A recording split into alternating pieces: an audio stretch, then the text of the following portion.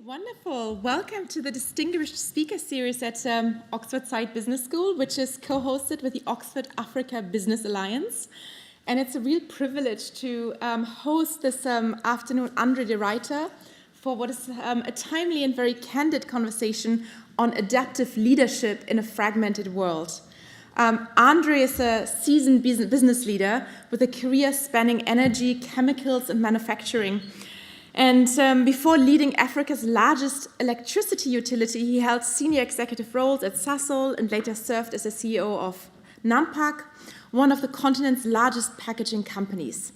And in 2019, he was announced to step into one of the most demanding leadership positions in South Africa as the group chief executive of Eskom, the state-owned utilities company that's really at the heart of South Africa's energy system. To give you an idea, about 95% of South Africa's electricity is generated by Eskom, and it's the largest electricity company in Africa. So a major role, but his tenure also really placed him at the center of efforts to trouble what was a deeply troubled institution while confronting corruption, operational breakdowns leading to what is known as load shedding, political contestation, and really the urgent need for energy reform. And in his book, Speaking Truth to Power, that really offers a stark and very personal account of that period. It's really not a conventional corporate memoir. It's much more a reflection on the costs and responsibilities of ethical leaderships in environments where governments is fragile and the interests are really vested and entrenched.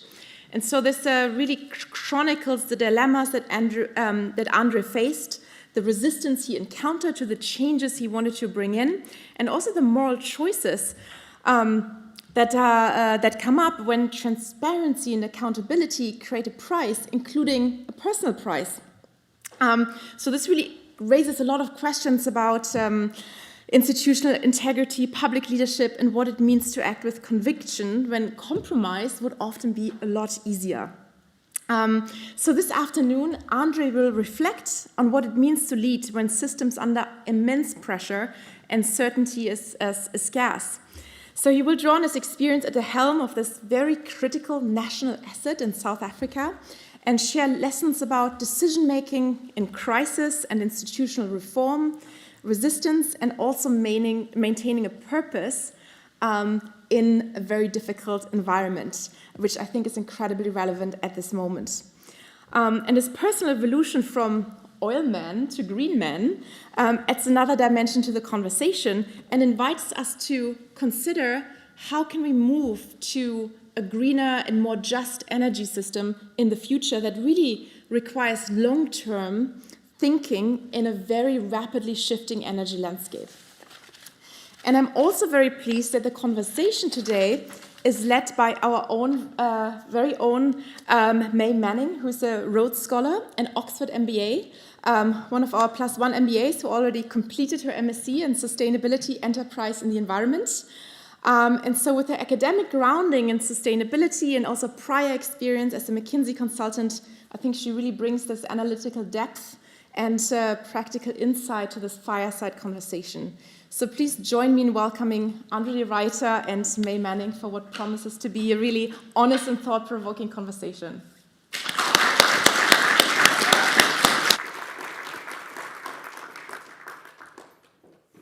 Thank you, Juliana. So getting started, André, my first question for you is why? And so to add more context, the CEO role at Eskom has been described as one of the most difficult jobs in South Africa. I think this was also echoed by former Chancellor Angela Merkel when she visited South Africa. And in fact, your predecessor in the role left office on a stretcher, having experienced severe health issues as a result of the demands of the role. So knowing the scale of the challenge and how many had failed before you mentioned 11 CEOs in 10 years, what made you still decide to go for it? Thanks, May. I think what it came down to was what can possibly be described as naive patriotism. And let me illustrate what I mean by that. in South Africa, we're very good at complaining. We love whinging, and even though we accuse the English of being very good at whinging, particularly with regard to cricket, we really love complaining about everything. And I thought to myself that if I stand with my friends around the barbecue and I complain about South Africa and Eskom in particular, having had the opportunity to try and make a difference, then I really would have been completely disingenuous. I would have forfeited my right to complain. So if you are offered the opportunity to make a difference and you turn it down, then you have to live with those consequences as well. So that was what went through my mind. If I have this opportunity, let me take it, let me try my best and see what happens. And beyond Eskom, so beyond the public sector, before that you were leading Nampak in the private sector, Africa's largest diversified packaging company. And moving from the private sector to being in charge of such a politically influential state utility, what did that transition demand of you and how did you adapt? It was quite interesting moving from a profit-focused organization to one that regarded itself as having a different mission. And of course, a public utility does have other things that occupies its activities other than merely profit. But basic business concepts like calculating IRRs on projects, making sure that your capital is optimized, that it is scrubbed, to use a nice McKinsey word, that you get value for money. Those concepts were by and large foreign in the Eskom environment because procurement was seen as a tool of transformation, not as a tool of ensuring that the best techno-economic solution was put in place to address the needs of the company. And once you start to shift that focus, of course, then things become quite fluid, they become quite confused, priorities get confused, and you lack the crystal clarity of a private sector organization. I was also not taken aback, I obviously anticipated it, but the level of scrutiny that accompanied the role in terms of the media, in terms of Parliament, being summoned to go to Parliament and explain why the lights were off at the drop of a hat was quite disruptive because you just had to cancel everything and accompany the minister on a visit to a small town and play the political game. So that was quite a revelation and an adjustment from basically being your own boss in the private sector.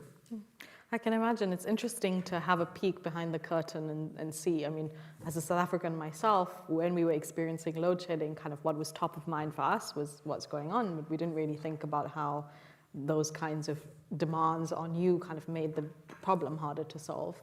And on the line of adjustment and adaptation, you've described your career, as Juliana mentioned, from an oil man to a green man. That's not something we see very often. What do you think what was the catalyst for that shift in thinking? I don't think there was any particular Damascus moment where the solar-powered light came on and I suddenly saw everything in crisp detail. It was more a gradual understanding of the impact that extractive industries have on the environment and how do we think about sustainability.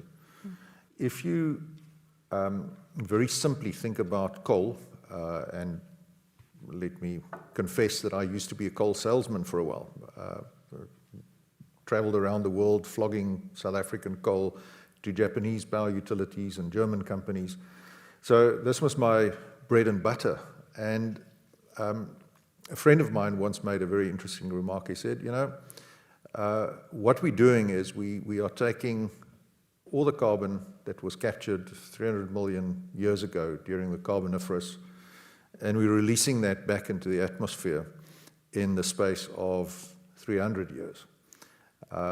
Is that sustainable? And it was really a question that stuck with me. And it was something that I thought, well, there's got to be a better alternative.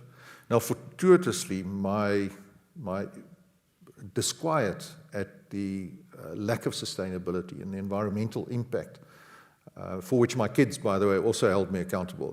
We had some fairly candid arguments where they said, you are responsible for killing the world that we're supposed to grow up in. And of course, they've got a certain point. But this was accompanied by immense changes in technology. Suddenly, wind, solar, and battery storage are credible alternatives to coal-fired power. And we see that more and more. The learning curves seem to be trending downwards at an incredible rate. Just last year, battery costs came down another 24%. So this is simply astonishing, and it offers the opportunity for us to make a transition to greener, more sustainable forms of electricity generation without sacrificing anything. You can still drive, you can still turn on your air conditioner, you can enjoy the same standard of living as you would otherwise have had, but without the negative environmental impact. And I think that's wonderful, and it makes me very optimistic about the future of energy and the future opportunities that we have. It also creates opportunities for the continent of Africa. Africa suffers from a lack of infrastructure generally, and transmission infrastructure in particular, to get power from where it's generated to where it is consumed. And solar panels offers the opportunity to have distributed electricity generation where it is consumed. And again, this changes people's lives. Rather than sitting by candlelight or by the light of a paraffin stove, you now have access to an LED light. You can charge your mobile phone. You can communicate with your family. You can access the internet. You can learn. Minds are opened. So technology really, I think, in this instance is immensely beneficial to humanity, and it's a very, very positive trend to witness. Underpinning that kind of thinking, in your book, you describe Eskom as a complex, like multi-armed system instead of a single institution.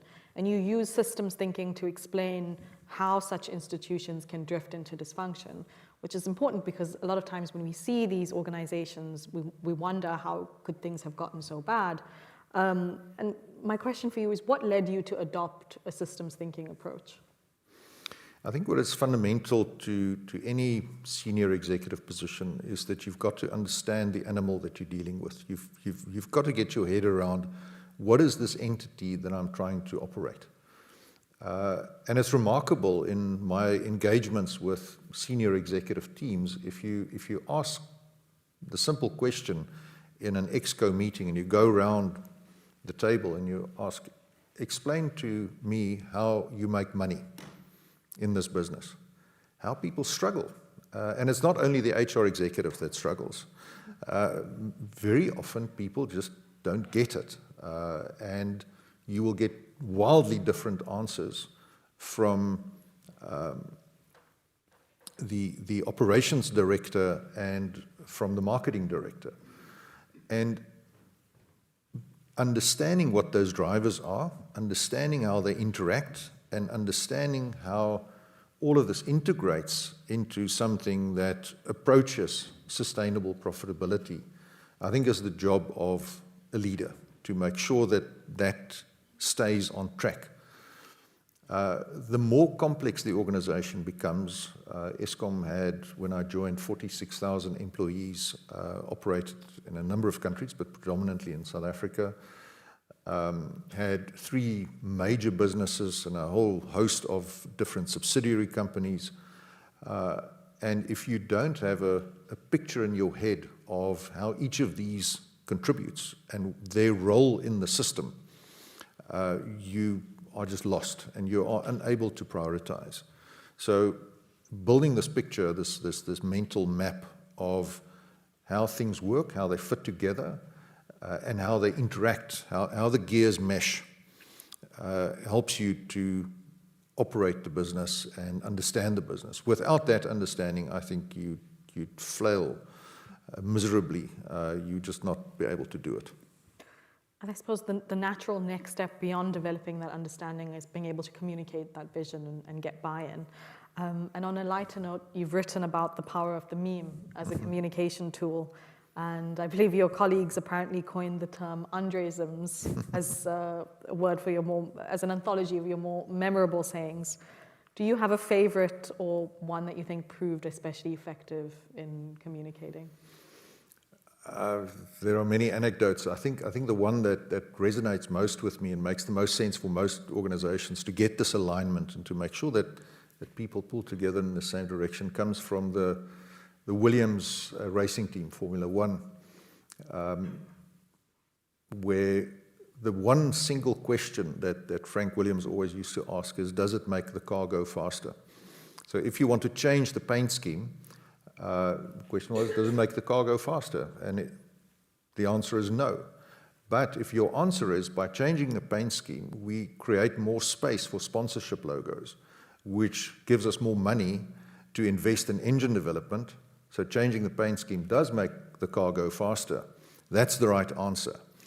And if you start inculcating this meme, people start to hold one another accountable.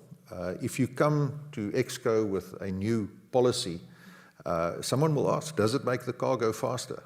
And if the answer is no, you can't demonstrate that it does, then it becomes a very easy and crisp way of holding people accountable for contributing to the execution of the purpose of the organization.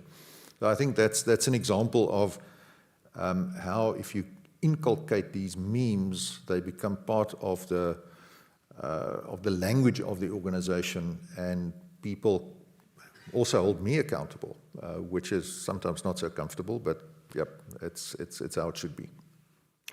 And one of the reasons that public pressure has been so intense on Eskom is the load shedding and the planned rolling blackouts, with analysts warning that load shedding could return to South Africa, say 2029 onwards, as aging coal-fired power stations are decommissioned and energy demand continues to rise with AI data centers, etc. What do you see as the most credible path to avoiding future blackouts? I think we've got a limited window of opportunity. At the moment, we are enjoying a respite from load shedding, which essentially is the planned reduction of the supply of electricity in order to avoid the system from becoming so unstable that there is a system-wide blackout, which, thanks to very competent and capable system operators, South Africa has been able to avoid, unlike certain European countries that I will not mention. But we have a window of opportunity as the decommissioning, the retirement dates of these coal-fired power stations approach. We know that the private sector has invested enormously in own generation to the tune of between 6 and 7 gigawatts of rooftop capacity, which is huge. It's twice the size of a large coal-fired power station. That was done in the space of about 18 months. Several of the maintenance and overall projects that my colleagues and I started when I was at Eskom have since been completed, and that has contributed to the alleviation of load shedding, as well as the completion of certain units that were still under construction and have now been successfully commissioned. So it's a fortunate confluence of events that have led to the end of load shedding. But we know, and Eskom knows, because it recently published the medium-term system adequacy outlook report, quite a mouthful, which it is legally required to do. And in that, it says there is an enhanced risk of load shedding from 2029 onwards as coal-fired power stations are retired. So we know there's a cliff approaching. And the only technology that is both competitive and can be deployed within this time horizon is really renewable energy and battery storage. You can wish for 10 nuclear power stations, but we all know that nuclear takes forever to complete, 15 years, has the tendency to be extraordinarily expensive with huge cost overruns, and they just don't deliver on time in a predictable way. I think the UK is a great example of that particular point. So the same applies to coal. I don't think even the Chinese would finance new coal-fired power capacity in Africa. It's still building some in China, but that's rapidly diminishing. Gas, South Africa has no domestic gas resources, so we'd have to import gas, for those who are technically minded, at a landed cost of about $10 per MMBTU, which makes gas very, very expensive. And if you think of electricity as your major input cost into the economy and a creator of competitive advantage for your economy, you can't just increase electricity tariffs to the point where, as is happening now, the economy starts to deindustrialize because electricity tariffs are too high. So that leaves you with renewable energy. Now, renewable energy is intermittent. It only works when the sun shines and the wind blows. But battery costs, as I said earlier, have come down to the point where it's now really possible to render renewable energy dispatchable using storage and still be competitive with conventional forms of electricity generation. And this is a pivotal moment, I think, for energy and energy economics globally. I think it's the first time, it is the first time ever, that we are in a position where we've got a credible zero carbon alternative on the table that is competitive and does not rely on subsidies, not even counting externalities imposed on the environment by fossil fuel. Even though CBAM, I think, is a fact that is going to have an impact on South Africa's economy. Carbon border adjustment mechanism, basically a carbon adjustment for import into the EU. So I think the opportunity is there. The logic is sound. The technology is there. It's now a question of implementation. And what we shouldn't do is to dither and dawdle and delay. We should now do it. I see absolutely no reason why we should wait any longer. We are seeing some significant successes in pursuing this model in California, for example, in South Australia. We are seeing China rapidly greening itself. Yes, it is still a big emitter, biggest emitter in the world, but they've turned the corner. The curve of emissions is coming down. So I think we are at the tipping point, and what we shouldn't do now is to try and implement energy policies that harken back to the 1980s. We shouldn't pursue policies that are negative to renewables and positive for fossil, as a country in particular to our west is doing right now. So you mentioned the UK as an example, and considering South Africa is one of the most carbon-intensive economies because of our reliance on coal, the UK had its own transition away from coal, and seeing the effects on the northern parts of the UK and northern England in particular. One of the landmark moments in your career has been finalizing the Just Energy Transition Partnership during your time at Eskom. Can you tell us maybe what are the key opportunities and perhaps some misconceptions that surround that initiative? So there's this notion that the energy transition has to be a just one. And on the one hand, you can say, well, really, is that necessary? Or do we just, like any other transition, throw the coal industry onto its own devices and it must fend for itself? After all, nobody cared for workers in fax machine factories, right? No one buys fax machines anymore, but somehow those people found jobs. So what makes coal different? And I think what makes coal different is that it is mined where it is found and therefore communities arise around the coal pit or the coal mine. And if you stop using coal, the disruptive social impacts are very severe. When you go, as you say, to the north of England, generations after pit closures, you still see negative social indicators prevail across the board. Much higher unemployment, much greater poverty. So this is an example of an unplanned and therefore an unjust transition. And again, you can be very callous about it and say, well, it doesn't matter.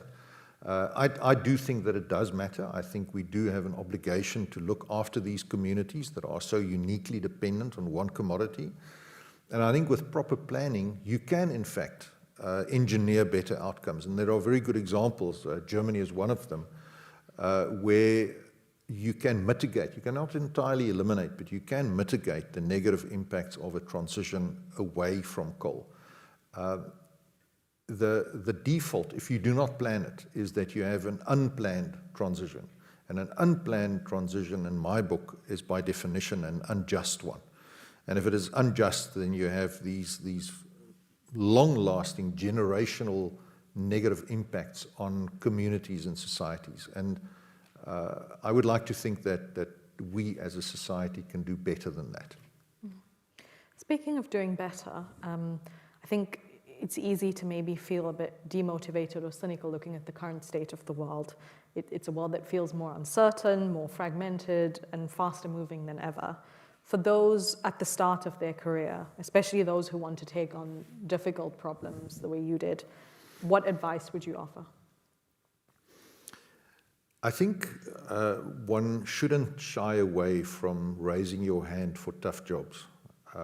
It's something that has stood me in good stead, and I said earlier to May, maybe there's a very fine line, maybe there isn't even a line, between bravery and stupidity. But if you don't take risk, if you don't put yourself out there and raise your hand for the tough jobs, you'll definitely not get anywhere. Then you better put your ambition aside and understand that life is not going to be exciting for you. But if you tackle the tough jobs, if you really do the difficult things, then the rewards are there. The risks are there, and the risks are substantial. But in my career, I raised my hand to go to China for my employer as a sort of pioneer establishing an office there. And it was risky, but it was an incredible learning experience, and it broadened my mind no end. And eventually it paid off in terms of career prospects. So don't take the well-trodden path would be my advice. I think take the bold step. So you've done the difficult thing. You've taken the part that's not well-trodden, and that has come at an immense personal cost. Considering that and the fallout and your experience of that, would you have still made the same choices? Is there anything you would have done differently? The Greek philosopher Heraclitus said you can't enter the same river twice. So what's done is done, and it happened. I do think, however, that looking back, it was the right decision to speak out. I could have enjoyed all the farewell parties and got all the accolades and joined a couple of boards and all of that.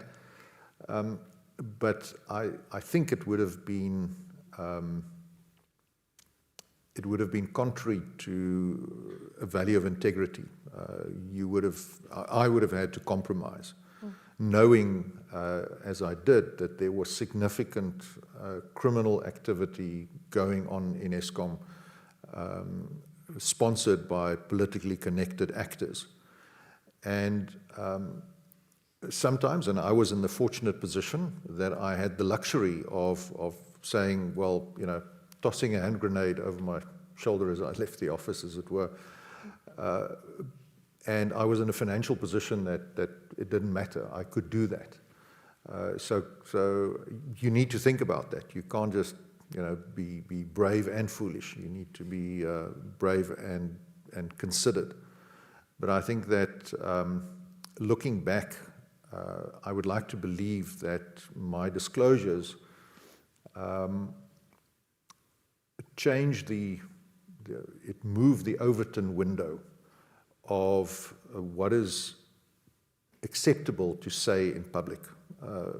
Previously, there was a shroud of silence around politically connected involvement in criminal activity, unless it became so egregious that it was visible to everybody, like from former President Zuma and his ilk.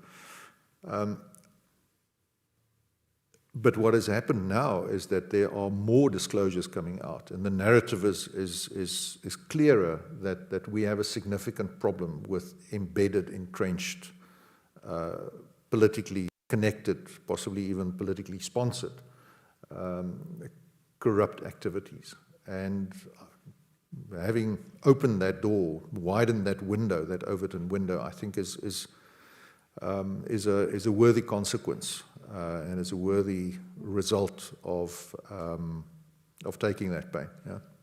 I'm inclined to agree. And my final question for you before we move to Q&A. When you look to the future, whether for South Africa, for the energy transition, for leadership more broadly, is there anything that gives you hope? I'm a born optimist, as you probably figured out by now. I find it immensely encouraging that the solutions are out there. They can be engineered, they can be found. There is nothing that prevents us from accessing those solutions, save for a lack of political will. And that is what stands between us and really positive spin-offs from a business environment that is more sustainable, more focused on sustainability. I don't think that the narrative is correct at all, that moving to a decarbonized world necessarily implies a reduction in living standards, that it implies an increased tax burden, that it requires increased subsidies to green industries. I think there's money to be made in renewable energy. I think the color of money is green for US people in particular, and we should embrace that. The metaphor that I always use is of King Canute trying to hold back the tide with his bare hands. Now you can do that, but it's likely that the wave is going to crash over you. Or you can find yourself a surfboard and ride that wave. And I think the surfboard is there. It's our choice whether or not we get onto that and make sure that we ride this wave to the shore. Thank you, André. And thank you to our online viewers for joining us. The live stream will now be concluding.